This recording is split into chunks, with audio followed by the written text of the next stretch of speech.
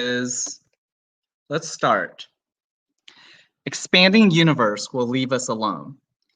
The universe expands ever faster as we gaze, carries off our cosmic kin farther every day.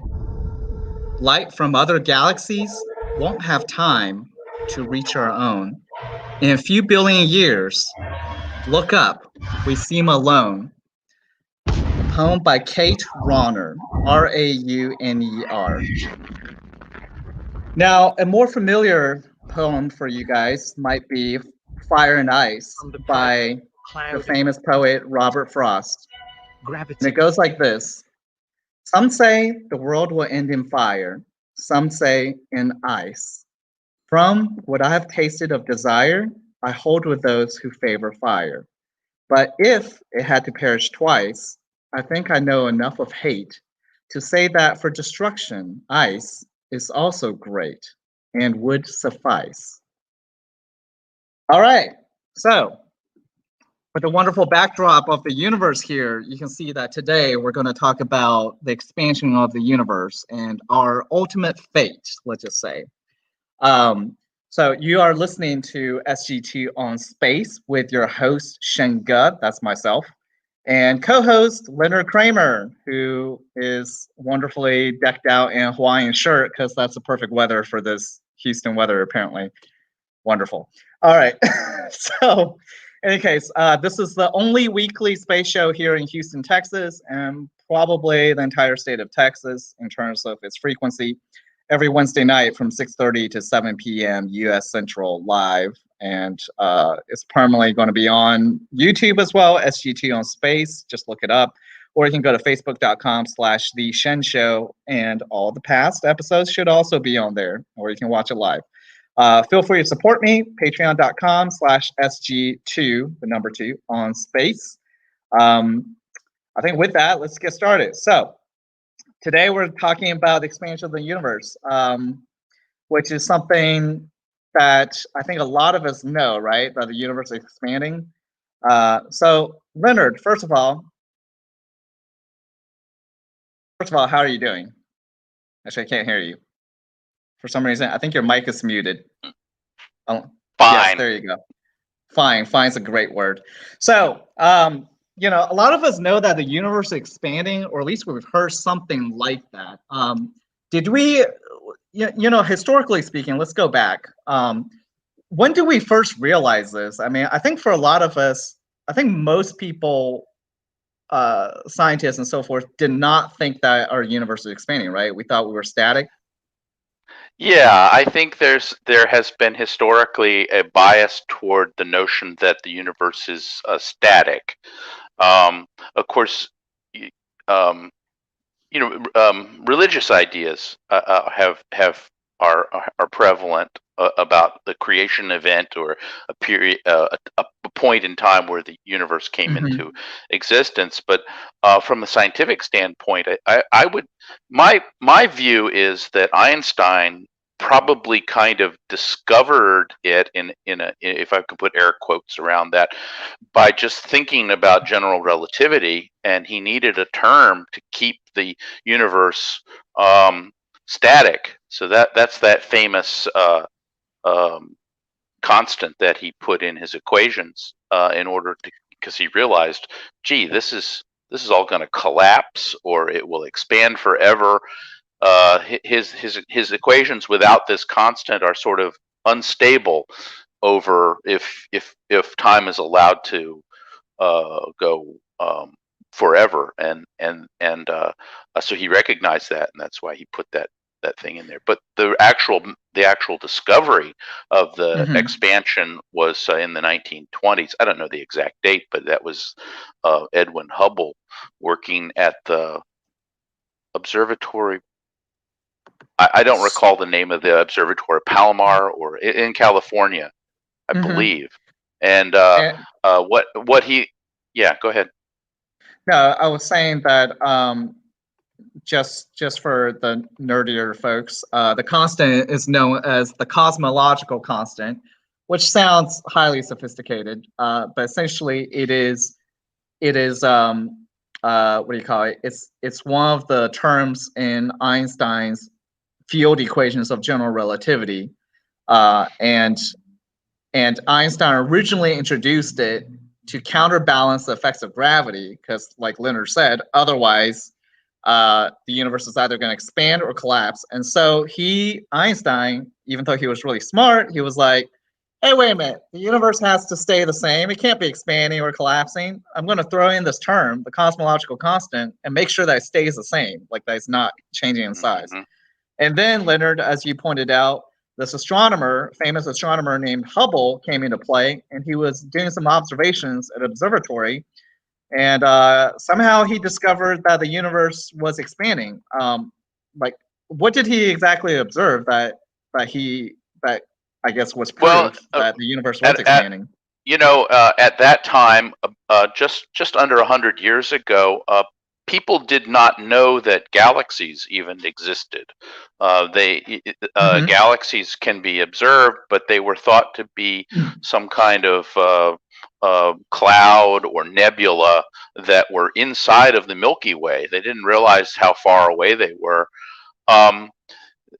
What was discovered in the early 1900s was this phenomenon called Cepheid variables, which is a kind of star, and it was discovered by Henrietta. You're going to have to look up her name. In the early 1900s, I think we talked about Henrietta Swan Leavitt. Leavitt, Henrietta Leavitt, right? And American astronomer.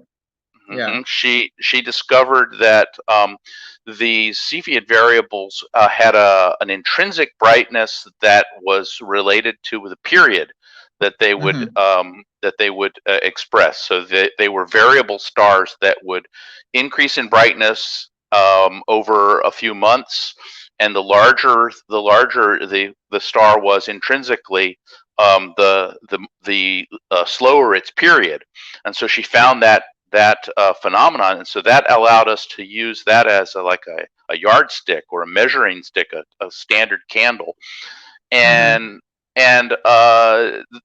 we then suddenly discovered, oh my God, these things like the Andromeda galaxy are outside of the Milky Way. The size of the universe was discovered to be very, very much larger. And what was also noticed at the time was, in the 20s, was that the farther away something was, so given that, the farther away something was observed, the more red the light appeared. I mean, and I don't mean that it was like red, but it was shifted to the red direction, longer wavelength. And the farther away it was, the more it was shifted. And this is interpreted as a marker of the object moving away from us. So every place we look in the universe, if you go far enough away, you see things receding from us, and the farther away it is, the faster it's receding. And that's what Hubble discovered, and it came to the attention of Einstein and the others, and I guess famously Einstein said, "Gee, that's that I didn't need that cosmological constant," or it sort of fixed the value of the cosmological constant that he had put in his equations to make the universe static. So I think that people were fairly shocked that the universe was expanding. So I hope that explains this redshift that you often hear about. Just a quick note. The redshift, Leonard, as you explained it, is not really red. It's just that the frequency or the wavelength is longer. In other words, the frequency is lower. It's kind of on Earth, you experience it all the time, say, with sound, right? Like you hear a police siren come, the pitch changes, and then goes further away, or an ambulance. And it's not like the sound itself actually changed. It's just that it came closer to you and then went further away. In the same way, when something goes further away, like what we observe with receding galaxies, we can tell that it is expanding. It's going further away from us. So the frequency changes. Yeah. In my case, it's always a relief that when the police siren is approaching, that it then passes me and continues on. It doesn't stop. Doesn't stay there. So that's always a really that's a little aside, but same here, I gotta say. Yeah, I mean, but you get to experience the full effect of the Doppler effect. I see that. Yeah. Question here. You said that like even Einstein was like, so hey, wait a minute, the universe has to be static. Why was there this preconceived notion that it has to be static? I think it was a bias. I think it was just a bias that people had. Interestingly, the idea that the universe has an origin, because if the universe is expanding, then that means if you go back in time, things are emerging from a particular origin, and that's a difficult thing to cope with scientifically. I mean, from the 19th century point of view, early 20th century point of view, how do we explain just a sudden appearance of the universe from a point of origin? And so I think there was a bias toward the notion that the universe was constant, and that even the nature of the Milky Way was not completely understood at that time. It's interesting how just from observing that the universe expands, we can go back in time and have a theory of its origins. In other words, popularly known as the Big Bang Theory. Correct. Where it originally started from a point of infinite density and I guess zero volume, like a singularity, and then it just somehow rapidly expanded. And we can go into the origins and all that. That would take a little bit of time. Now, the popular based on the expansion rate, Leonard, from that we can calculate how the age of the universe, right? Is that how we? So it's yes, I think it's approximately. You can check on it. It's approximately 14 billion years. If we project backward in time, there's some other details about that are of interest. It's believed that in the very moment of this Big Bang, that there was a phenomenologically from observations of something called cosmic microwave background. It's believed that in the very tiny moments after the Big Bang, there was this phenomenon called inflation, where the universe actually expanded faster than the speed of light, and that's actually okay. A lot of people, because it's actually the fabric of time and space that's expanding, and it increased to a certain very large volume exponentially. The nature of the universe at that time was like what they call quark gluon plasma. There were no atoms, there were no electrons, there was nothing along those lines, and eventually it cooled, and that at the point and was opaque. In other words, there were photons, photons are little particles of light. They didn't go very far. It was an opaque kind of system, and it expanded until about 380,000 years after this Big Bang. Then it cooled enough for atoms to form, and it became transparent. And at that point, we have this background microwave background surface that's at 380,000 years from the time of the Big Bang. So, and this was discovered and examined. It was actually discovered in the mid '60s by some people working in Massachusetts that heard this noise, and every direction they looked, they saw this microwave noise.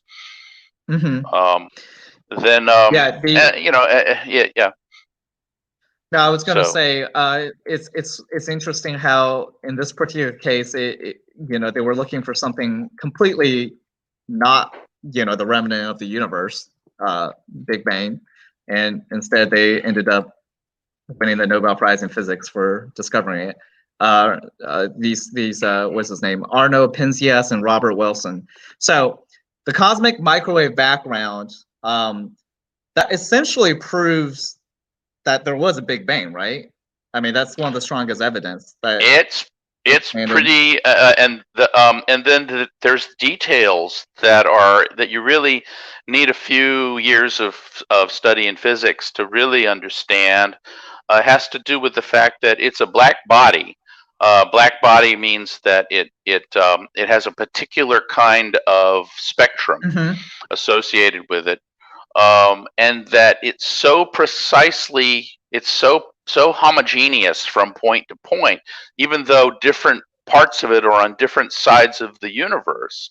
So it means that it had a common origin. And so it really means that the the surface is so uniform in terms of its black body spectrum that it's quite a remarkable confirmation.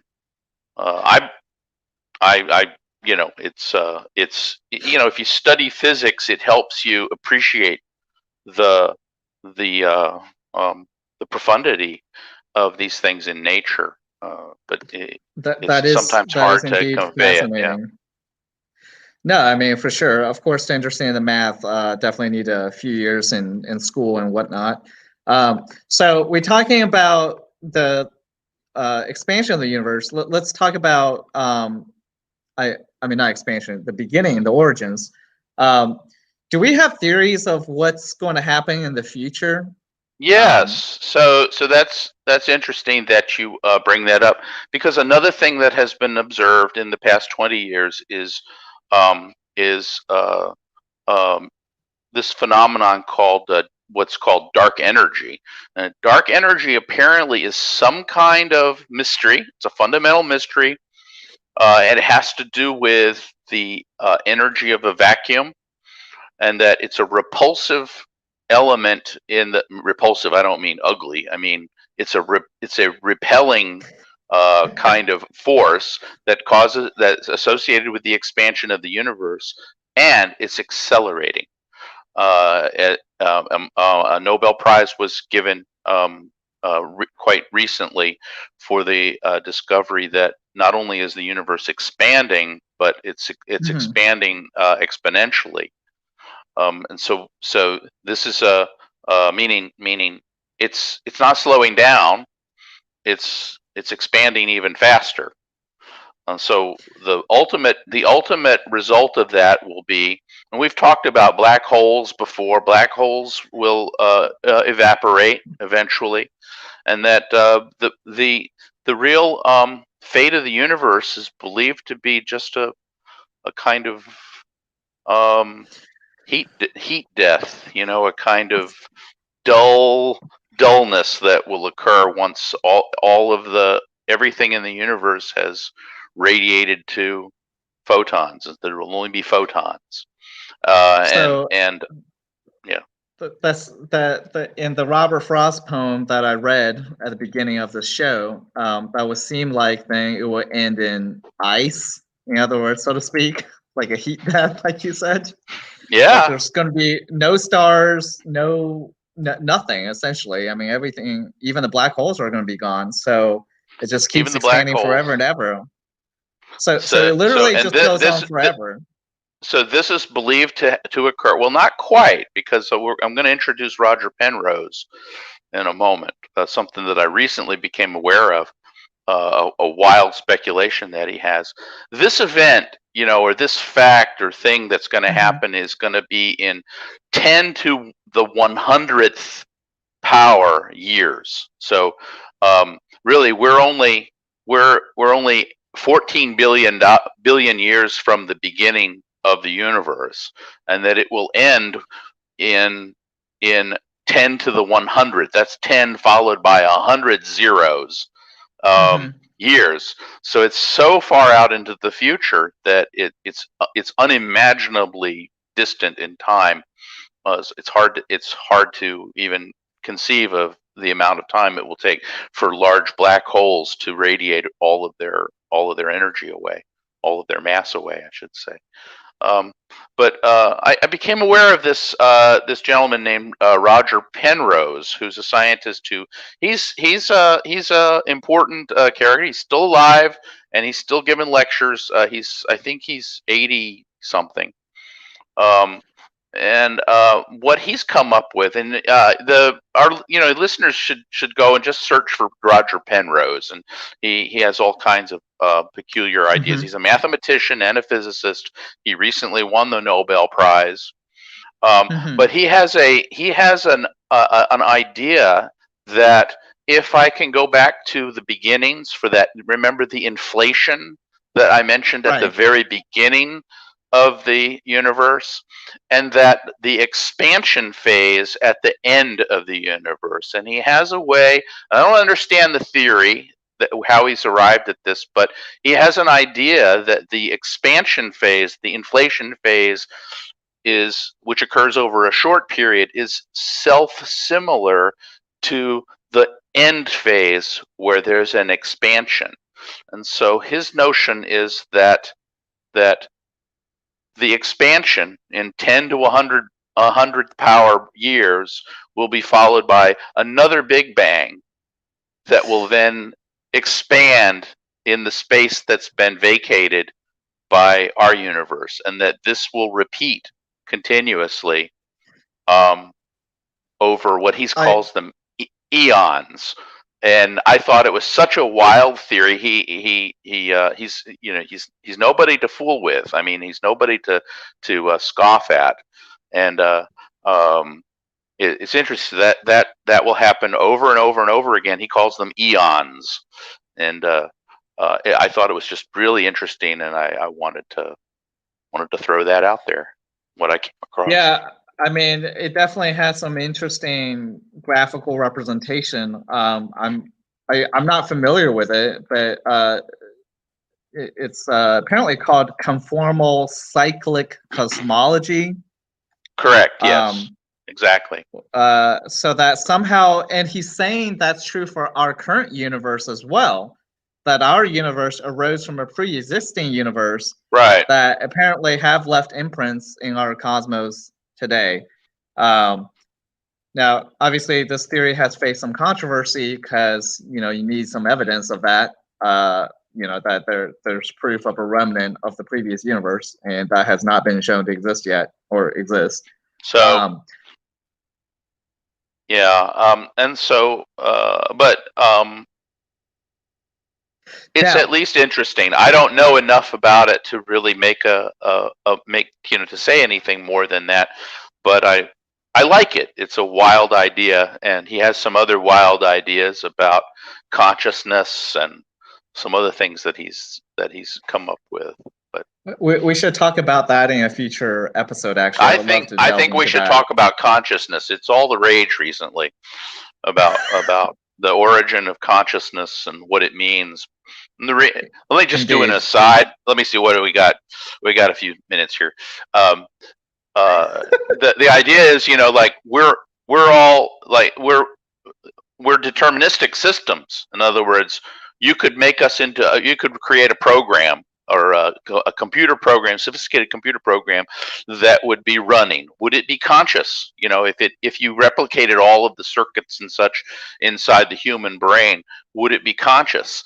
And so how could just a machine have any kind of consciousness? And so he has a way of merging elements of quantum mechanics and saying that no, it's not a deterministic system, and that there are elements in the human nervous system, or in nervous systems, that have coherent quantum mechanical properties. But we should talk about that another time. Yeah, we should. We might want to talk about that another time.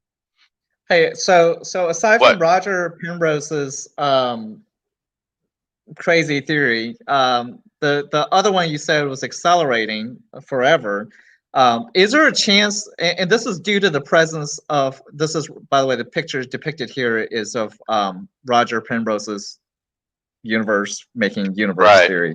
Mm-hmm. But I know a while back when I was reading on it, there were two other possibilities. One was the universe actually decelerates and eventually ends in a big crunch, and then the other one where it just expands at the same rate. Now, I don't think that we have. Possible? I don't think. Yeah, no, I don't think that. I think those are ruled out. The idea that it expands at a constant rate, or that it goes back into a crunch, because the vacuum energy, this energy of the vacuum, that manifests itself as dark energy, just rules that out. I mean, we don't have any. We don't have any evidence that it's going to slow down. It looks like it's just keeps expanding and expanding at a faster rate all the time. We're good for at least, or we're good for a few more billion years at least, you know. But that seems really bleak. I'm just thinking about it. A universe where there's literally nothing. Well, that was what Roger Penrose said. He said, "Look, this is really dull. I've got to think of something." The future is dull, and so he right. Yeah. I don't know. Yeah. Anyways, my personal opinions aside, which has no physics standing, I would have liked to wish there was, who knows, maybe Penrose is right, actually. I just don't like the fact that there's acceleration and then there's nothing. Yeah. So now that's, like you said, that's going to be what, 10 to the 100th years into the future. Yeah, so I think that's a Google. Really. Isn't that a Google? Is that a Google or a Googleplex? A Googleplex of years. That's just a Google. No, I guess that's a Google. Google, is it Google or Goggle? No, it's called. Is it Goggle? What's the number called? Well, I mean that term was made up in the 1960s by some mathematician's kid. Yeah, you're right. It's Google, not spelled like Google, but Googol, and that's literally 1 followed by 100 zeros. So or maybe it's it might be a Googleplex. We're gonna have to check on that because I think 10 to the 10th is a Google, and 10 to the 10 to the 10th power is a Googleplex. But check me on that. I'm not. So it's like 10, and so 10 to the 10th would be a Googleplex of years. But check me. I don't know. Actually, it's Google is all right. We're just talking about big numbers now. Google is 10 to the 100th. Is it 10 to the 100th? Yeah. I'll believe you. 10 to the 10th is not Google. 10 to the 100th. So it's 1 followed by 100 zeros. And the Googleplex is 10 to the Google, which is 10 to the 10th to the 100th, which is completely like, I can't even imagine that number. Like, no. Dang. So, anyways, I think we drifted way off into a tangent here, but that's fine. We made a lot of progress, though. Yeah. Definitely. It's an interesting, funny word. That's true. I do think some mathematicians like Nephew or something just randomly made it up, which is great. Right. 9-year-olds should coin math terms all the time. So, in any case, we've reached the conclusion of our show. Leonard, do you have any? That's your ultimate reaction. Do you have any other one last sentence about the universe, or just some wisdom in general? Well, don't you always say keep looking up, or because you'll see something? You know, I don't. Do you see it now? I do. Yeah. Okay. I think that's what you're trying to say. All right. So look up, because you never know what you will see. Thank you, everybody, for listening to SGT on Space. Tune in again next week, same time. next Wednesday, 6:30 to 7 p.m. That will be on November 4th, 6:30 to 7 p.m. on facebook.com/The Shen Show, or go on YouTube and look up SG2 on Space. So this has been Shinga and my co-host Leonard Kramer, and we wish you a good night. Look up because you never know what you will see.